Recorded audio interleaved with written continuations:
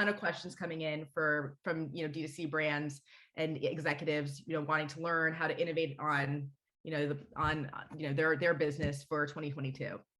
Yeah, I mean, I was ready to keep going on the conversation we were just having, since they were getting into distributors and managing that Great. relationship and all of those kind of things. So, from Unioncrate's perspective, And wait, what's Unioncrate your whole, is, before we even start, what's your whole background before, or just tell me? yeah, I mean, so my background is all CPG SaaS. So anything, if anybody needs any help when they are moving away from D2C and retail execution, that is an area of expertise for me. So worked with clients like Vita Coco and Kraft Heinz when it came to their field teams and secondary displays and, everyday low price at Walmart. So all of that fun stuff. I think the pandemic opened up my eyes into supply chain and managing that and creating better technology around that. So that's what made me transition over to Unioncrate, be a little bit more at the central nucleus of all brands, which is making sure product is in warehouses and on stores or online so people can buy it on a regular basis. And so that was kind of the move for me, but still staying obviously CPG focused. Wow, that's incredible. And then in Unioncrate, talk to me about, the background of Unioncrate, what you guys are doing. Yeah, so it was founded, our founder Shastri founded his own matcha tea company and was working on, online sales, getting into different distributors, getting displays. How do I sell this thing? How do I manufacture this thing? Is it a 3PL? Is it inside? Is it, all the different questions you have to go through.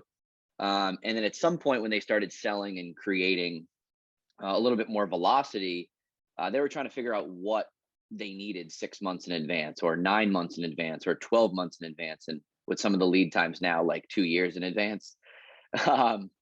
And he was like, why is everything in a spreadsheet, or why is everything in a big, clunky, horrible, ugly ERP that I can't figure out? And so that was the nature of the beast with Unioncrate. Wanted to put something together that was lightweight, easy to use, and took into consideration machine learning models that other team members could interact with, right? And come up with this super forecast to manage the rest of their business.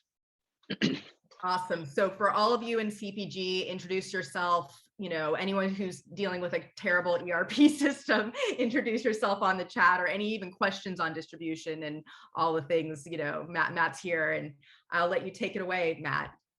Yeah, great. I appreciate that. Yeah, and if anybody has any questions, feel free. I would love to know if anyone is not doing demand planning in the chat. We should probably have a side conversation about that, but would love to just see what people are doing. What are their processes now? Just kind of shoot those into the chat so I can understand it. What I did for our call today was try to put something a little bit more visual together. So I can share my screen. I have a couple of case studies that we've done and learned from, especially when it comes to D2C demand planning, which in my opinion is by far the hardest thing to do for brands. It's easy sometimes to forecast what you're going to sell to Walmart, but it's not always easy to figure out how much you need for Amazon and how much I'm going to buy and send to my apartment for the particular day. So I'll share that, and I would love to see some questions coming in and keep this almost like a roundtable discussion, very similar to what I just kind of saw with the last panelist, which was awesome.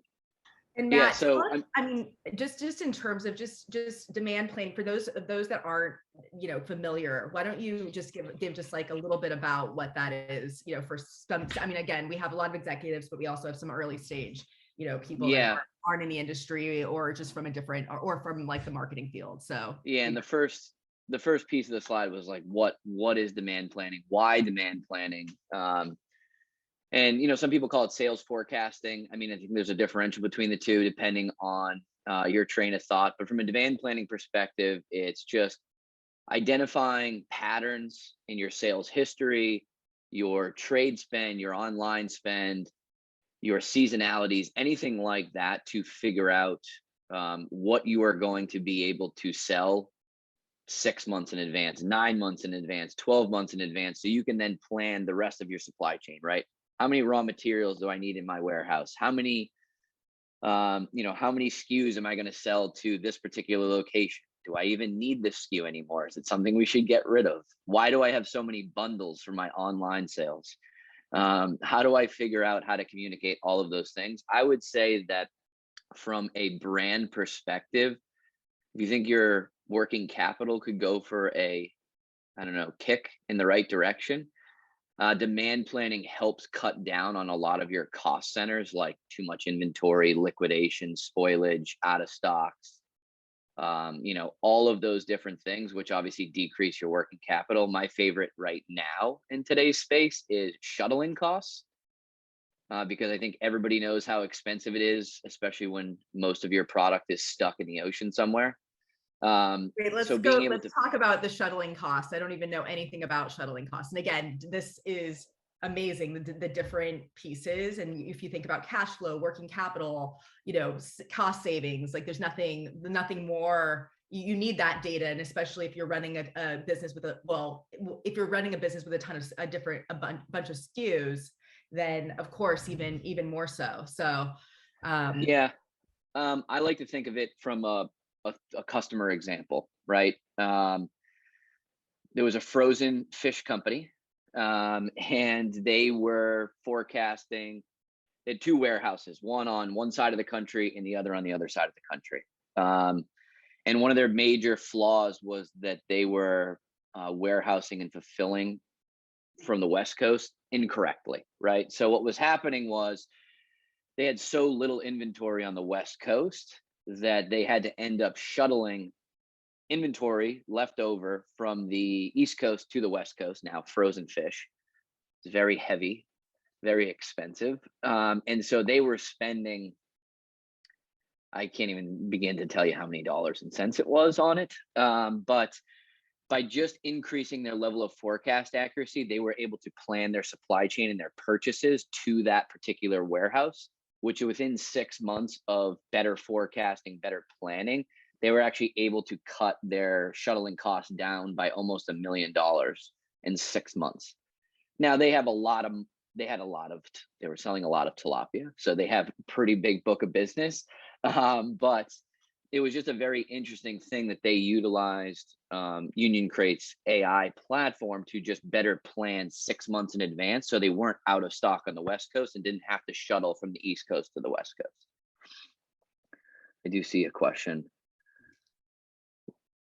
here. I'm working with a client who struggled with the plan and holidays past. Any planning tips for the holiday season? It's a very good one. I always lean more towards understanding what the technology in place that you have is first. Are you using spreadsheets? Can you go back to see what your historicals were in holidays past? There are a lot of patterns that you can usually identify and use to create that. But the major thought process is, I always ask question with a question. Why do you think you struggled in the past? What is the collaboration between your team members? Who is responsible for managing the information, right? How am I creating my stats and my planning tools for holidays past, right? One of the things that we've seen a lot of clients utilize is collaboration. And that is not necessarily a great space when you're only using a spreadsheet, right? Multiple people have different spreadsheets. So one of the things that we've actually developed internally with clients is the ability to just collaborate in one central location. That is a key to anybody, whether you use technology or a spreadsheet or whatever it might be, is have one central location to communicate. And that will help you identify the patterns from years past, just because you have everything in one central spot. Yeah, so I mean, I can talk about some of these things. We talked about the why demand planning, but some other customer stories and some other industry tips that we can go over. I'd be happy to go through that. You can skip a couple ahead until who is responsible for demand planning, I think is the best part. This is one of my favorite things to talk about. If you are currently demand planning internally, whether it's for retail or D2C, especially if it's D2C, because D2C is, in my opinion, much more difficult than it is to plan for retail. you need to figure out who's responsible for it. And on calls, I always ask the question, like, who's the czar of the demand plan? Whether it's, 5, 6, or 7 people are usually involved with it. There's the CFO, there's your demand planner, your supply planner, your sales team gets involved. How do you get organized and create a S&OP process, right? The sooner you can create an infrastructure, the sooner you can iterate on that process to make changes to it. I've seen far too many times where somebody gets to $4, $5, $6 million in revenue, and they're like, "Oh, we haven't even done any demand planning because we haven't been paying attention to that. We only sell what we can produce," right? Very common. And then eventually your production increases and you can produce more, and you need to get into other distribution networks. So demand planning becomes more important because you're spending money on your inventory, you're spending money on shuttling costs, you're spending money on purchases, you're throwing product away, and so on. There's a lot of different things you can do. So who is responsible for the D2C demand planning is one of the major questions that you should figure out. The biggest gap that I've seen in the industry is a huge disconnect between collaboration and communication, right? In a world where that seems to be the number one topic for everybody, as to how we can communicate better, how we can collaborate and get things to the right spot. Because there is no one size fits all process, it becomes very disjointed. From a D2C perspective specifically, this becomes even harder, right? So I'm not sure if a lot of the brands or the attendees here are selling not only to D2C but also to other locations. I always ask the question, how does your marketing spend impact your demand when it comes to the direct to consumer piece, right? Every single one of our clients uses trade spend from their sales team, right? Oh, I sold a secondary display. I'm on everyday low price at Walmart. We're going to be buy one, get one at the store. Those impact your demand plan for the future months. You need to know when those are happening. How are those continuing? How are those happening? Right? So you need to be able to go in there and communicate that. And what we've seen is that marketing is also doing the same thing when it comes to their Amazon and ranking and getting information up to the top so people are clicking and spending money. Why aren't you communicating in the same way as you would be on your trade spend with your marketing spend and your marketing dollars? Create a central location during your process to not only share what you're doing in stores, but also share what you're doing online to see how that then impacts what is going on from a demand planning perspective. This is my favorite one of all time. Keep it simple. I don't know how many people have bundles and kits and all these different things that you're trying to forecast for or understand. We've seen people create over 100 bundles with only 4 or 5 different SKUs, and then they realize that they've only created the same bundle 5 or 6 different times, and there becomes a difficulty managing that information in your ERP or wherever you're managing that current process. So the key here is to continue to manage and keep it simple as possible, right? I'm sure a lot of you have bill of materials. What we've seen is a really great process is, sure, my bundle is just a combination of different SKUs. Why not forecast either just on bundles alone and then break that down into the individual SKUs, or why not focus in on one SKU itself and then use math to figure out how many bundles we're going to need. It's a very easy way to get lost in the shuffle and then obviously under order or over order for a particular SKU that then matches into that bundle. We have found that being able to get organized and use machine learning with a lot of our customers has helped almost eliminate and completely automate this process for them, so they can just use the data to make insightful decisions on what bundles are working, what bundles are not, and what we need to order in the forward-looking months. Yeah, so this is a great one. And just to kind of round it out, like, what are the keys to, demand planning for D2C organizations, right? My number one here is collaboration. Does your demand planner work with your marketing team to understand what you are all spending? How does that impact your demand? One of our clients was, out of stock on Amazon for 4 or 5 weeks. They were wondering why. Then, a couple days after that, their Amazon team, who was in charge of the marketing spend, was saying to them that they just ran a huge process and they were unable to share that information, and therefore they didn't accurately forecast, right? So continuous collaboration, having one central location where everybody can communicate and work together makes your meetings a lot easier and hopefully a lot less, right? So you don't have as many of them. And then the other thing that our data scientists have been working on and learning from is create an infrastructure when it comes to your demand planning for D2C, right? Amazon, Shopify are just really, the customers of yours that you're obviously sending product to, even though they're then going on to somebody like myself when I place an order. Increasing the amount of data that you have available to you makes your lives easier, right? So start creating, geographical profiles for these clients in your D2C network, right? You're going to be able to have Amazon orders from all across the United States. Just an example, there is no reason why you can't have east, west, north, south, and so on, and then break those even further down to, states, cities, or zip codes to make it very easy for you to have more data in front of you to make a more informed decision. And obviously, as a technology person, I lean always more towards how can you put technology in your hands to make your lives easier?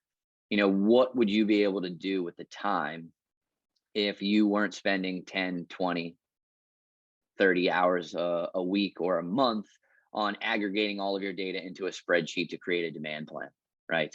What is that particular process? And if you were creating and using technology to automate that, could you spend more time on, to pick on a topic from the last panel expert, creating a better relationship with your distributors, creating a better relationship with your vendors, to then further the communication paths so you guys can obviously get things done more quickly and effectively, and obviously save money so you can spend money in other areas than wasted time and effort. I did include some friendly links in here for everybody if they were interested in it, some good articles to read in terms of demand planning and forecasting and what you should be thinking about so you can see the details of it. Happy to pop those into the chat for everybody so you can see and click on. If you haven't started a demand planning, if you are doing demand planning, it's great to just kind of read and understand.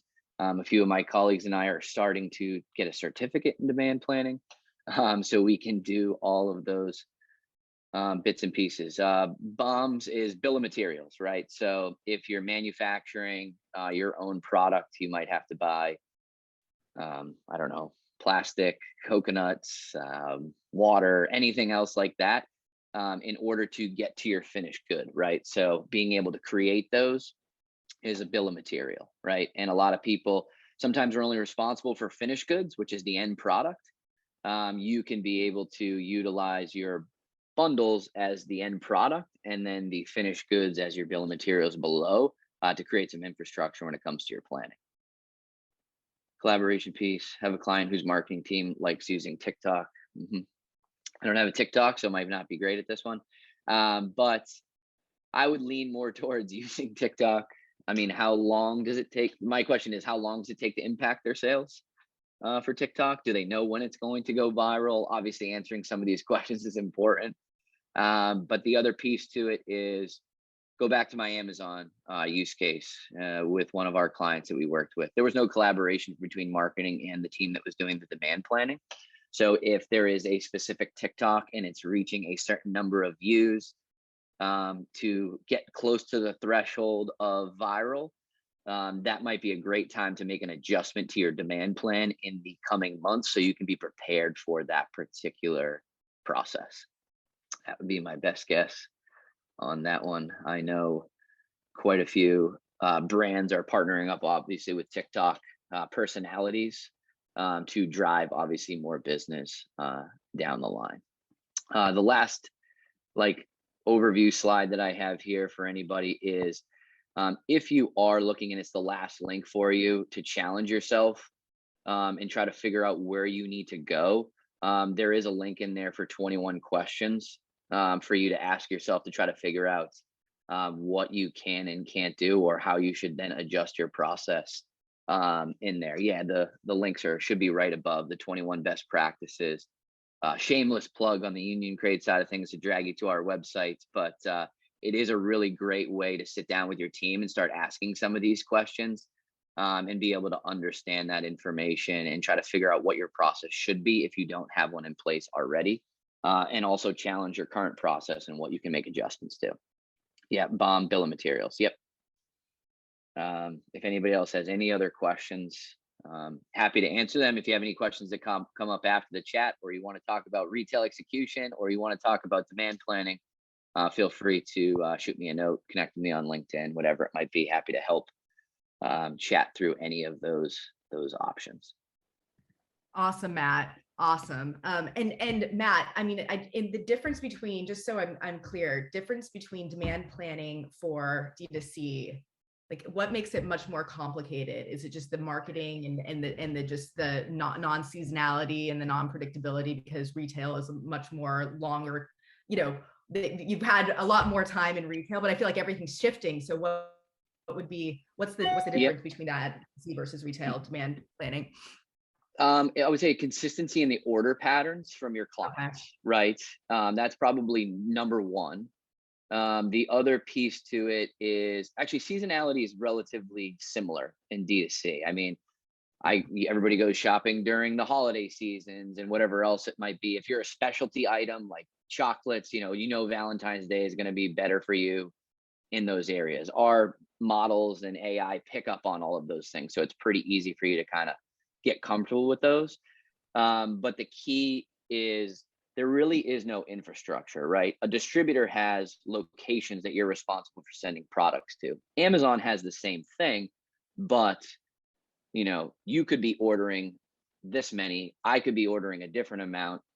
There's Maggie's on the call, could be ordering another amount. Looking at those on an individual by like somebody's door isn't really that helpful. There's no stats or statistical relevance to tie that to a true demand plan. So you have to create a bigger bundle of data to make it easier for you to do it, which is why our data scientists always lean towards geography, right? Split the country into blocks of 10 like the weather people do, right?